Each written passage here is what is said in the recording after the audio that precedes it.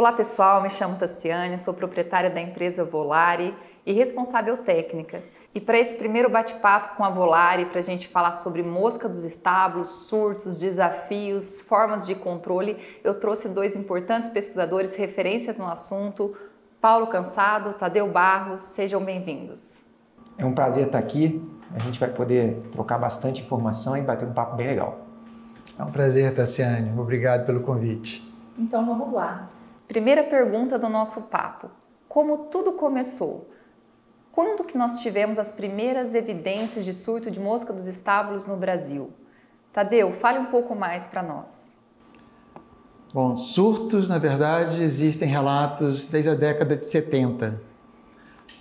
Em usinas, mais associadas a problemas de borra de vinhaça, de resíduos em canais.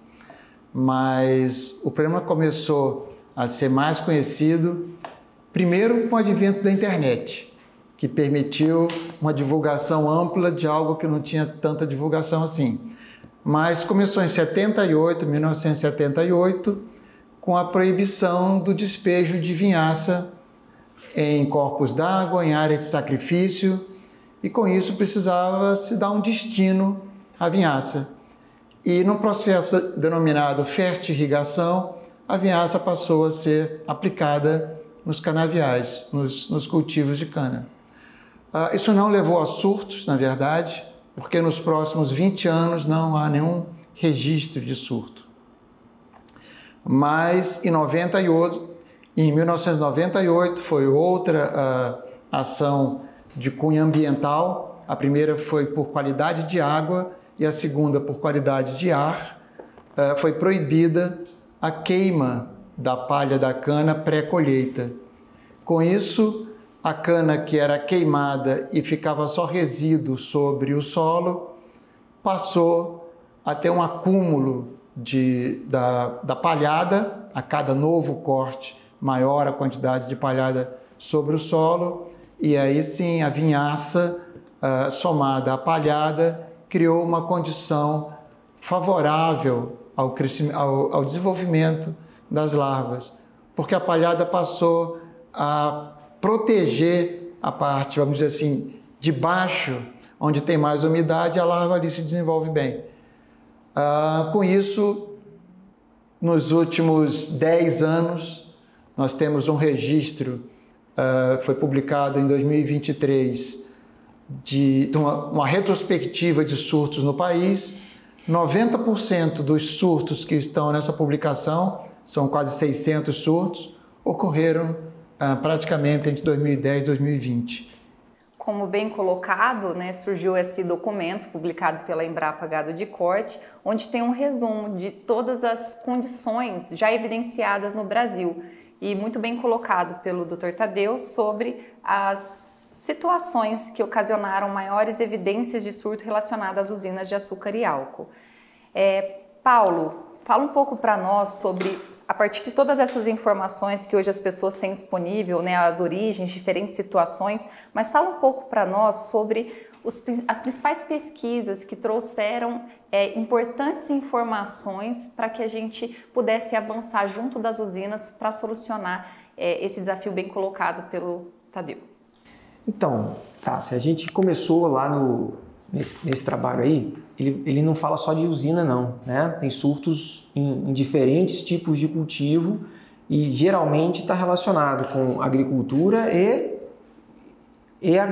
pecuária, né? Eventualmente só pecuária. Então tem surto de diversas formas e a revisão aí ela é completa, ela é para todos os tipos, tá? Mas em 2009, quando começaram os surtos a ficarem muito intensos e muito frequentes no país inteiro, a gente não sabia quase nada do que estava acontecendo, né?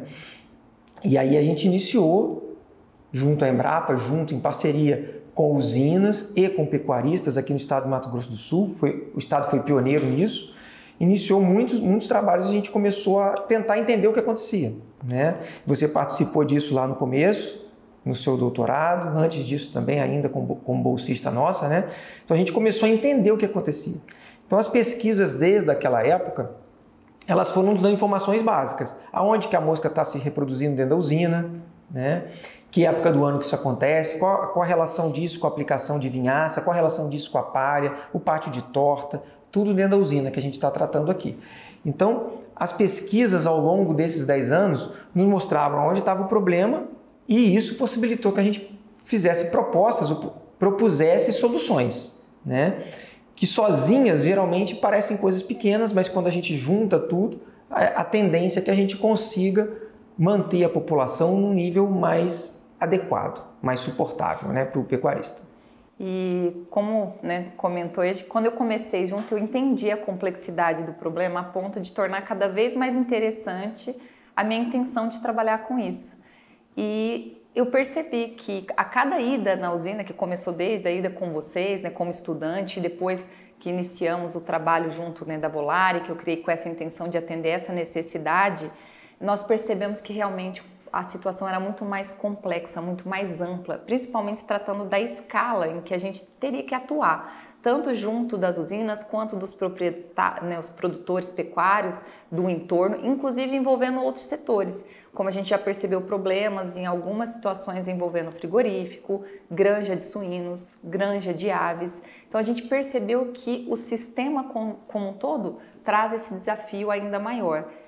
E outra questão que é muito importante a gente trazer para as pessoas entenderem, né? De que forma, além da usina, entendendo todas as ações de manejo de importância para evoluir nos trabalhos, para evoluir no nível de convivência, como o Paulo falou, e os produtores, de que forma que os produtores pecuários podem nos ajudar a combater, a entrar no nível, né, de prevenção, que é a nossa linha principal de trabalho, para que realmente chegue nesse nível de convivência.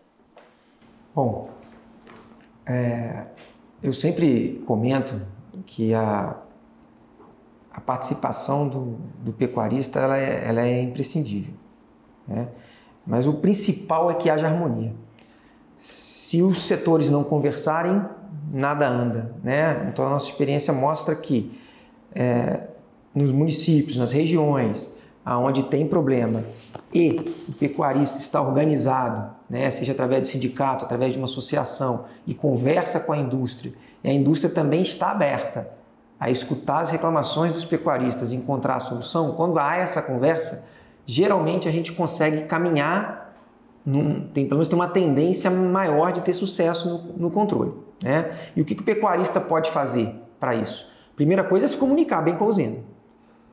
Mandar a informação do problema que ele está vendo para a usina ou para um responsável da usina que vai tentar resolver. A segunda coisa é olhar para dentro de casa, né? A gente sabe que a mosca ela está lá se desenvolvendo na usina, mas ela também se desenvolve na propriedade do pecuarista. Durante boa parte do ano, ela está praticamente lá, né? Não está na usina. Quando não tem colheita de cana, não tem aplicação de vinhaça, a mosca está se desenvolvendo e está se criando na propriedade do pecuarista. Seja ela gado de leite, seja gado de corte, seja um confinamento, a população é baixa, não causa problema, mas a mosca está por ali. Então, ele tem que olhar para dentro de casa. Nesse período de entre-safra, principalmente, né, nos meses que antecedem o início da colheita, ele deve prevenir ou eliminar os locais de criação. Retirar a umidade, retirar os restos de alimento, restos de fezes, tentar manter o curral o mais limpo possível e agir para evitar, eliminar esses focos de desenvolvimento da larva. Ele fazendo isso, ele contribui para facilitar o trabalho da usina depois, que no final reverte para ele novamente, né? Volta o benefício para ele próprio. Então, ele tem muita coisa que ele pode fazer, mas são coisas que ele tem que estar sempre olhando. Ele vai trabalhar para ajudar a usina depois a resolver o problema dele. E são ações que são teoricamente simples, né? A gente sabe dos desafios dos pecuaristas quanto à limitação de mão de obra na propriedade para fazer esses manejos preventivos de remoção de resíduos, de eliminar a umidade desse material remanescente, seja por restos de alimento, de dejetos animais. Mas fala mais para a gente se tem outras questões que os produtores têm que se preocupar para combater a praga, mesmo em pequenas proporções, ou se vocês também têm alguns exemplos para trazer para a gente de surtos que estejam relacionados às propriedades. Tadeu. Tassiane, essa mosca ela se desenvolve em matéria orgânica em decomposição, em fermentação. Então, em princípio, qualquer situação, principalmente na área de risco, onde haja esse tipo de resíduo, esse tipo de substrato, é uma área que a mosca potencialmente pode utilizar. Por exemplo, agora estão ocorrendo em alguns locais do país reclamações sobre surtos, depois que iniciou-se a estação das chuvas. O início da estação da chuva, ela coincide, por exemplo, com o final da seca, que é onde os produtores costumam suplementar o gado. Então, o final do período seco é o final que mais existe resíduo, por exemplo, de coxo misturado a dejetos animais, fezes, urina. E a criação de mosca na própria fazenda, ela serve de uma fonte de dispersão para que a mosca vá para a usina, ali se prolifere numa quantidade massiva e volte para afetar os animais. Então, esse é o tipo de cuidado, por exemplo, que também deve ser considerado em termos de fazendas. Certo. Recentemente, nós publicamos um trabalho no Congresso de Parasitologia Veterinária, onde nós, da equipe Volare, conseguiu evidenciar algumas situações de surtos envolvendo reforma de pastagem. Isso foi visto nos últimos 3 anos, envolvendo questões de propriedades próximas às usinas, porém em período, inclusive, de entre-safra, onde nós identificamos surto nessa área de reforma de pastagem. Estava vedada, coloca os animais para se alimentar e conforme vai surgindo esse pisoteio, ficando dejetos na área e tendo a fermentação dessa biomassa vegetal, a gente conseguiu identificar em uma situação de propriedade em Minas, em São Paulo e agora também no Mato Grosso do Sul. O que nós temos então que orientar para os produtores que hoje se preocupam mais com esses manejos de reforma de pastagem? Isso tem sido uma evolução dentro do setor pecuário, dos cuidados que tem que ter com, inclusive, essas áreas de reforma de pastagem. Cristiane, assim, sempre que a gente tiver intensificação da atividade agropecuária, a gente vai ter um risco maior de ter surto de mosca dos estábulos também. Por quê? Se você intensifica, você tem mais resíduo, normalmente. Se você não dá um tratamento adequado para esses resíduos, você falha no manejo, você vai ter acúmulo de biomassa, que é o que a larva usa, biomassa úmida em decomposição, é o que a larva usa para se desenvolver, é onde a mosca vai botar os ovos. Então você falou assim, do pecuarista, às vezes não é nem pecuarista, às vezes é agricultor e pecuarista, né? Hoje em dia o produtor rural ele é muito diversificado, então são empresas grandes, então muitas vezes a pessoa tem lá uma plantação, planta soja, planta milho, faz o milho safrinha, entra com pasto para depois entrar com gado, então a adubação é muito intensa, não precisa reformar a pastagem, né? Ele plantou soja, fez o milho safrinha, entrou com pasto para fazer cobertura vegetal e ele aproveita para entrar com gado. Isso pode ser uma situação, dependendo das condições climáticas, do gado que entra, da época do ano que isso acontece, aí ele já pode ter criado um ambiente para ter um surto, né? Então, eventualmente, o que eu tenho visto, às vezes, é a situação de uso de pivô central, por exemplo, com irrigação. Então, pastagem onde ele faz lá, plantou soja, agora não vai plantar o milho no verão, vai ficar com gado. Mas como era uma área que vinha de um plantio de soja e teve uma adubação intensa e tem irrigação, o pasto vem muito forte. E aí, se ele não consegue comprar o gado no dia certo, demora aí 2 semanas para entrar com gado, às vezes é suficiente para o pasto passar do momento de entrada, acumula a matéria, a palhada do pasto é pisoteada, acumula, junta com as fezes e ele ainda está irrigando. Então, se isso for no período de chuva, é mais grave ainda. Então, esses surtos têm ocorrido.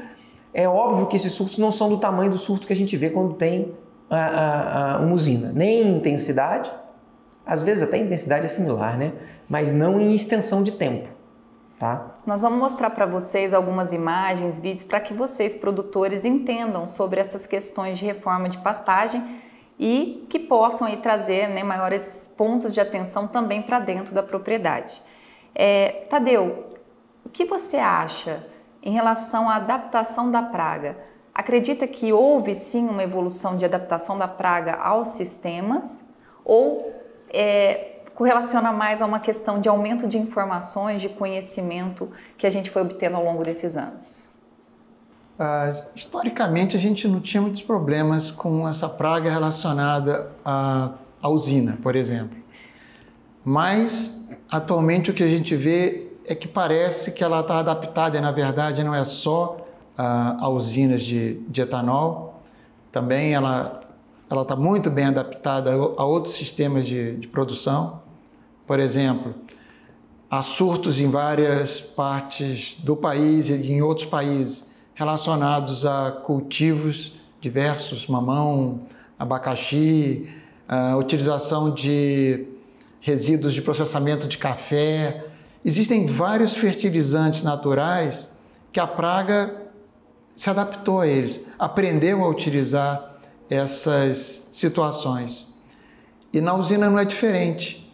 Na verdade, hoje, eu acredito que exista um fluxo direto, um vai e vem direto de moscas das usinas, das fazendas para as usinas e vice-versa. Então, ela está muito bem adaptada e eu diria que cada vez mais. Eu concordo, e com a atuação da Volare muito próxima das usinas, muito próximo dos pecuaristas e com nível de levantamento de informações, desde o monitoramento até as condições de manejo e tudo que foi acontecendo ao longo desses anos, nós percebemos exatamente isso, que houve sim uma condição de adaptação da praga ao sistema como um todo. E eu vou dar um exemplo. Quando a gente iniciou lá atrás o trabalho, em 2013, 2014, que comecei a dar os primeiros passos em relação a levantamento nas áreas da usina, a gente encontrava muito problema, principalmente em áreas onde tinha um nível maior de umidade na palha relacionado à aplicação dessa vinhaça, independente do período do ano, seja no período mais seco ou no período chuvoso. E o que eu tenho observado, né, com todas essas andanças aí, com mais de 50 usinas que eu fui percorrendo ao longo desses anos, né, da última década especialmente, é que mesmo lâminas que a gente não considera de alto volume, ou seja, que não chega a umedecer a palha de forma representativa, a gente tem que ter uma preocupação, tem que ter um acompanhamento, principalmente quando está associada ao período chuvoso.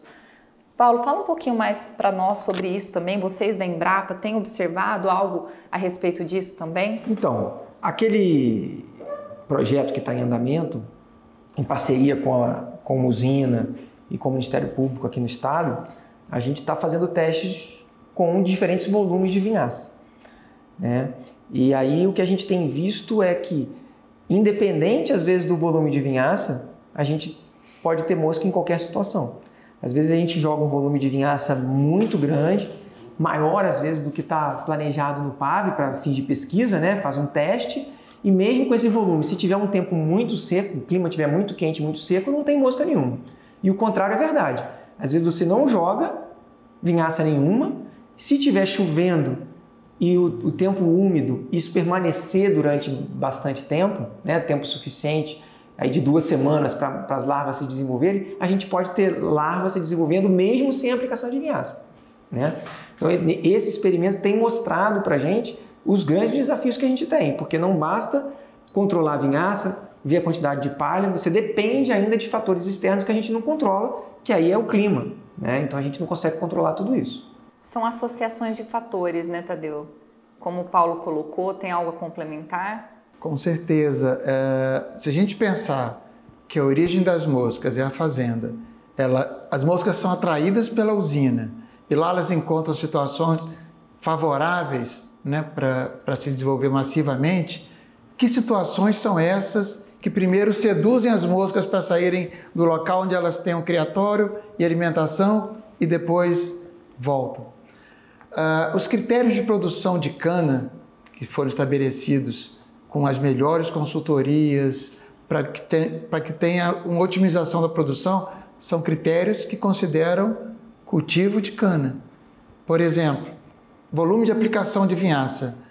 O parâmetro básico é teor de potássio.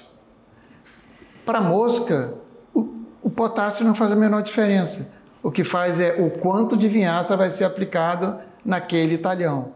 Se aquele talhão, por exemplo, é um talhão que vem de vários cortes, né? Tem uma quantidade de palha acumulada ali, um colchão de palha, como eu gosto de falar, alto, quanto mais vinhaça você colocar ali, em princípio, melhor vai ser aquela condição para a mosca se desenvolver. Então, independente de potássio, por exemplo, número de cortes deveria ser um critério, pelo menos nas usinas com maior risco ou com histórico de surtos. São critérios que não são agronômicos e que a mosca está tirando vantagem deles. O que vocês acham? Os desafios continuam menores ou maiores? Tassiana, os desafios são grandes, continuam grandes, eram grandes e continuam grandes.